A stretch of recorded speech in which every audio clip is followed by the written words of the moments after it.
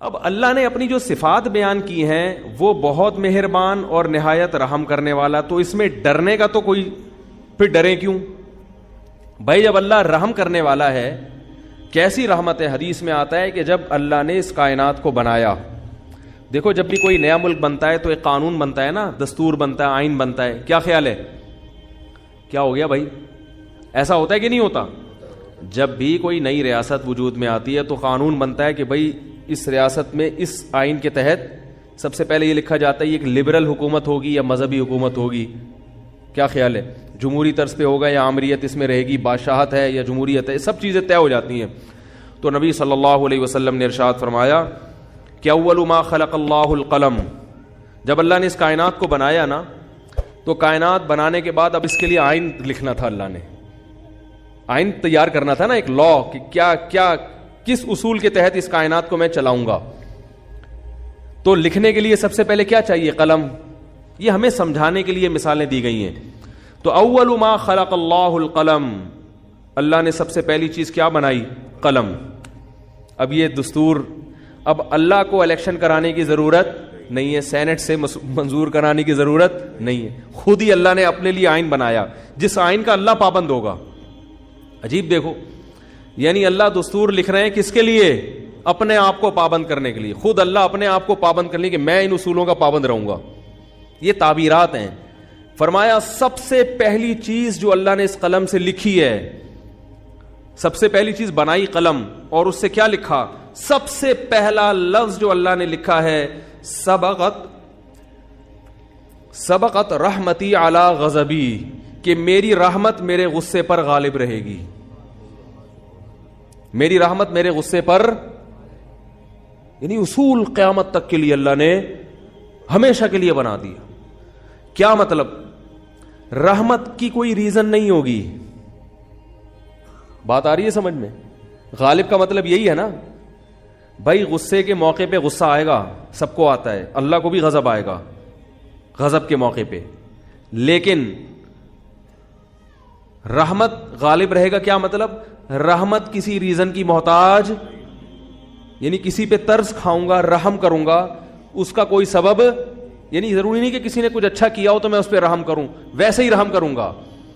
اور غضب پر رحمت غالب کا مطلب بعض دفعہ ایسا بھی ہوگا کہ ایک پہلو اس کا تقاضا کرتا ہے کہ اس پہ رحم کیا جائے، اور ایک پہلو سے دیکھا جائے تو اس پہ یہ غضب کا مستحق ہے، تو رحمت والے پہلو کو ایسے موقع پہ کیا کر دوں گا؟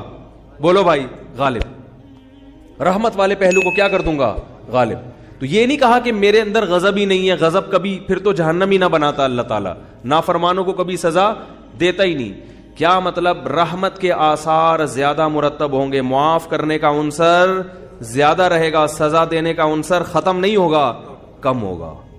تبھی دیکھو قرآن میں آتا ہے وَيَعْفُو عَنْ كَثِيرٍ، فرمایا بہت ساری مصیبتیں تمہاری بدعمالیوں کی وجہ سے آتی ہیں، لیکن ساتھ ساتھ یہ بھی بتا دیا وَيَعْفُو عَنْ كَثِيرٍ، ساری بدعمالیوں کی سزا میں نہیں دیتا، بہت ساری خطائیں کیا کرتا ہوں؟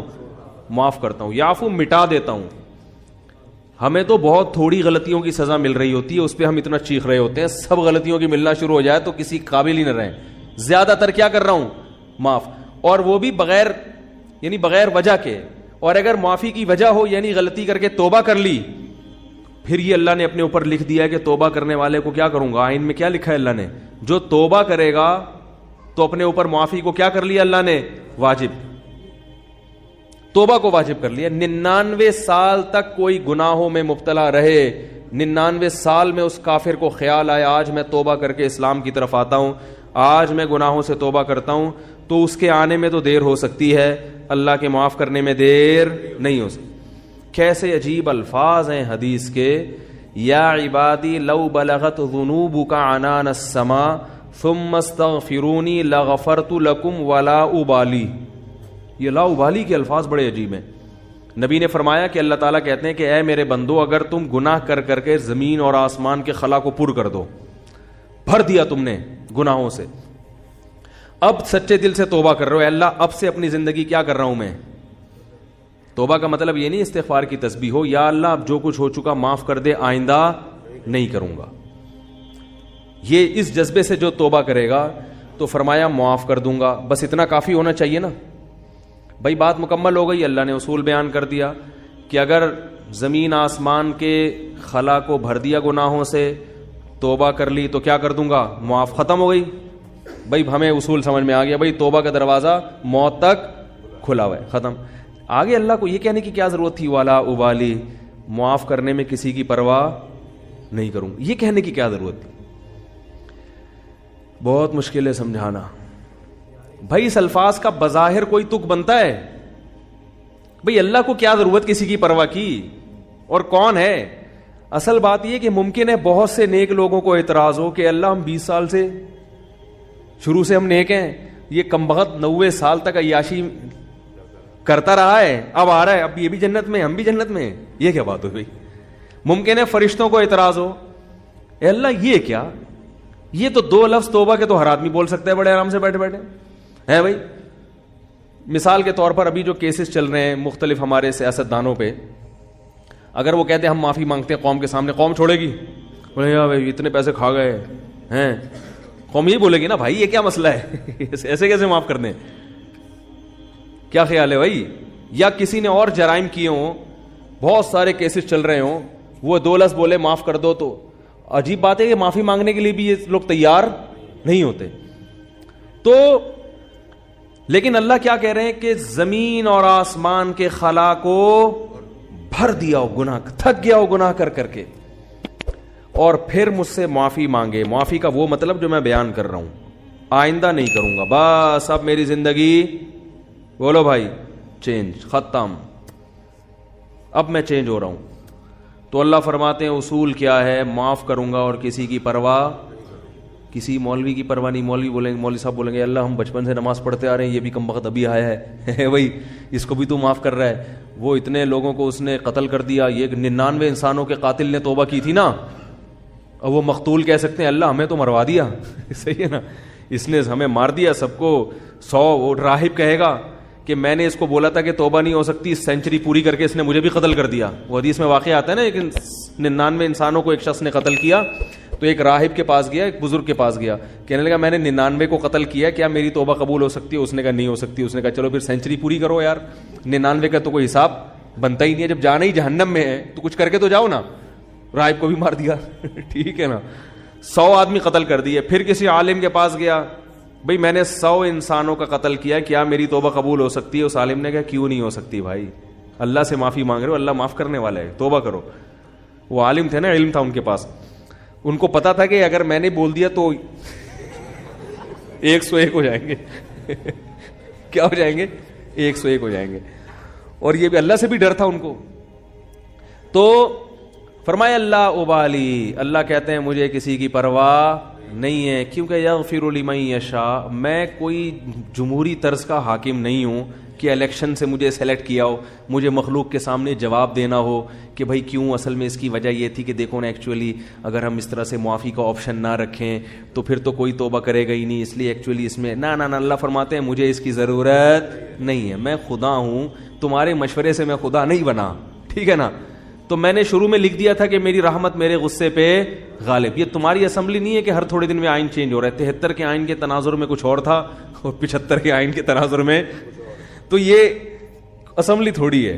میں نے شروع میں یہ بات لکھ دی تھی میری رحمت میرے غصے پہ غالب. تو جب تک یہ قتل کر رہا تھا میرا غصہ تھا, اب چونکہ میری طرف آ رہا ہے تو رحمت و غصے کو کچل کے فنا کر دے گی, رحمت غالب آئے گی, کیونکہ یہ لکھ دیا ہے میں نے آئین میں. سب سے پہلے میں نے قلم بنا کے جو چیز سب سے پہلے لکھی تھی, جو سب سے پہلے منظور ہوا قانون, اسی کو میں اگر خلاف ورزی شروع کر دوں تو یہ کیسی بات ہوئی؟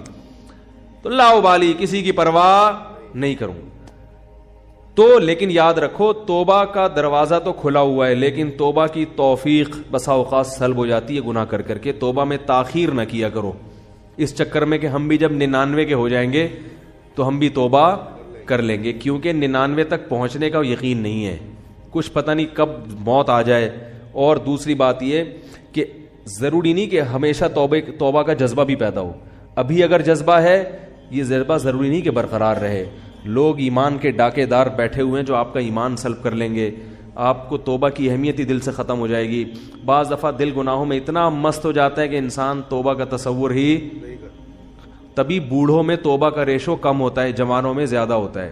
یقین نہ آئے تو دیکھ لو سروے کر کے, بوڑھے لوگ اسلام کم قبول کرتے ہیں, جوانوں میں اسلام قبول کرنے کا ریشو زیادہ ہے.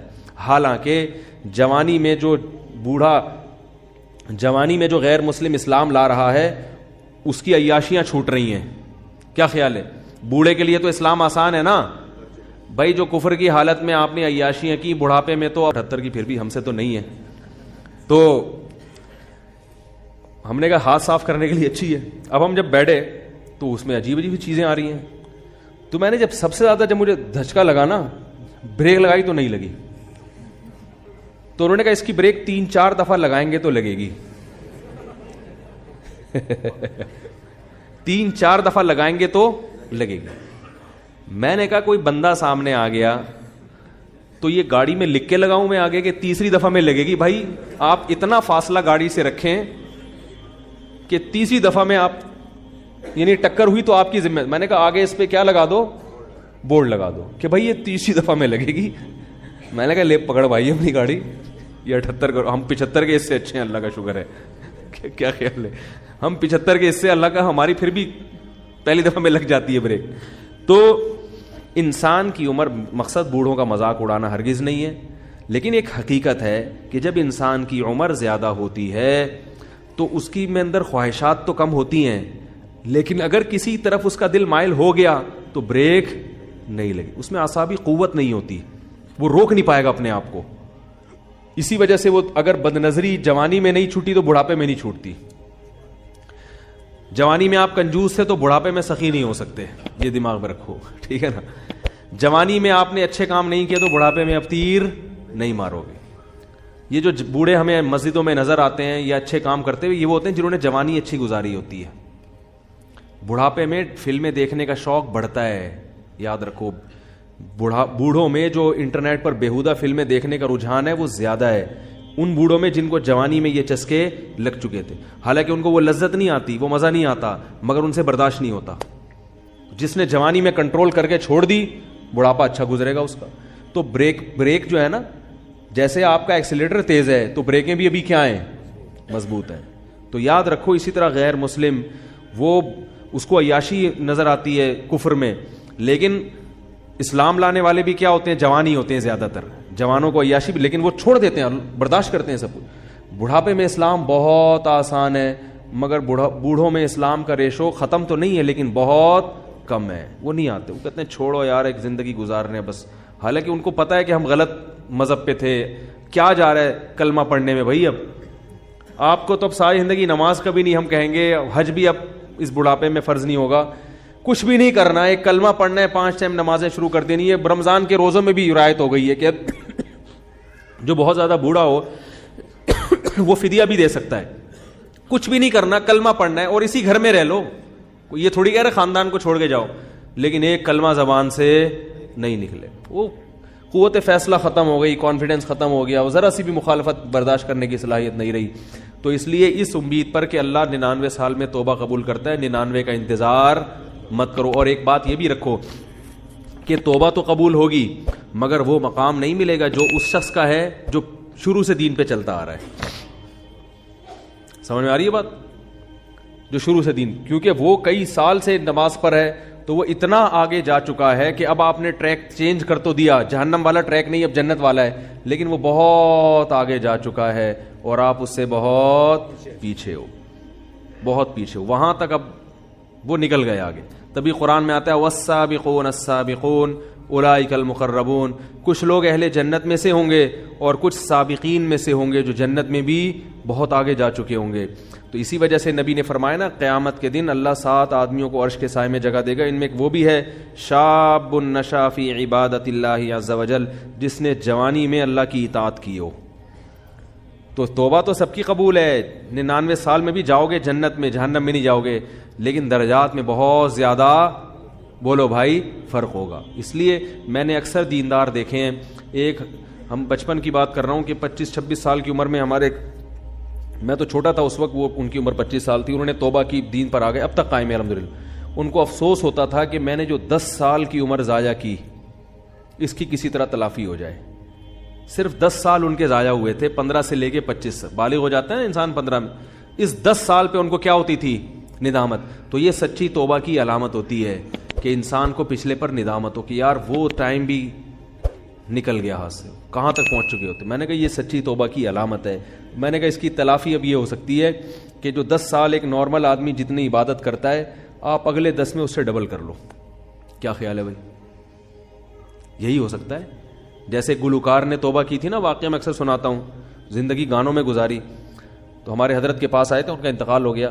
تو انہوں نے حضرت سے کہا کہ میں نے زندگی گانوں میں گزاری, گانے گاتا رہا میں, اچھی آواز تھی میری, تو اب مجھے خیال ہوا کہ توبہ تو اللہ نے قبول کر لی, اب جنت کے ٹریک پر تو انشاءاللہ چل پڑے, لیکن پچھلی کی تلافی بھی ہونی چاہیے. تو میں نے 10-15 سال ضائع کیے. تو اب ان کے ذہن میں یہی آیا کہ یہ اچھی آواز میں تلاوت میں لگاؤں اب. کیا خیال ہے؟ تو اس طرح کے جو لوگ تلافی کرتے ہیں, اولئک یبدل اللہ سیئاتہم حسنات, قرآن کہتے ہیں اللہ ان کی گناہوں کو نیکیوں میں تبدیل کر دیتے, تو ان کی تلافی ہوتی ہے, یہ بھی اسی مقام تک پہنچ جاتے ہیں. تو پھر کچھ ایسا کرنا پڑتا ہے. نہیں تو چلو جنت میں مل گئی, بڑی بات ہے یار, 99 سال میں اتنی بدماشی اللہ معاف کر دے, وہ درجات نہ ملے, جنت چھوٹا سا کھانچا بھی مل گیا جنت کا, اور کیا, ایک آدھ حور بھی مل گئی. کیا خیال ہے؟ ایک آدھ حور بھی مل گئی تو بھی سستا سودا نہیں ہے, بہت اچھا سودا ہے یہ. تو اللہ تعالی ہم سب کو اپنی رحمت کا مستحق بنائے. یہ جو بات تھی ادھوری رہ گئی ہے کہ جب اللہ رحمت ہے اس میں اتنی, تو ہمیں ڈراتا کیوں ہے؟ تو اصل میں اللہ اپنے آپ سے نہیں ڈراتا, اپنی نافرمانی سے ڈراتا ہے کہ جو اتنا رحیم ہے, اتنا کریم ہے, وہ معاف کرے گا, لیکن ہر چیز کی ایک لمٹ ہوتی ہے. اس لمٹ سے آگے کراس کرو گے تو پھر اس کا غضب جوش, کیونکہ غضب ختم نہیں ہوا ہے اس میں, اس لیے اللہ ڈرا رہا ہے کہ اللہ کی نافرمانی سے ڈرو. یخشون ربہم بالغیب, جو اپنے رب سے بغیر دیکھے ڈرتے ہیں. کیا مطلب؟ رب کی نافرمانی سے ڈرتے ہیں, گناہ سے ڈرتے ہیں. تو ہمیں رب سے محبت کرنے کا حکم ہے, ڈرنا ہے رب کی نافرمانی سے. سمجھے؟ یعنی اللہ نافرمانی پہ سزا دیتا ہے, تو رب سے تو محبت کی جاتی ہے, اللہ کے قرب حاصل کیا جاتا ہے.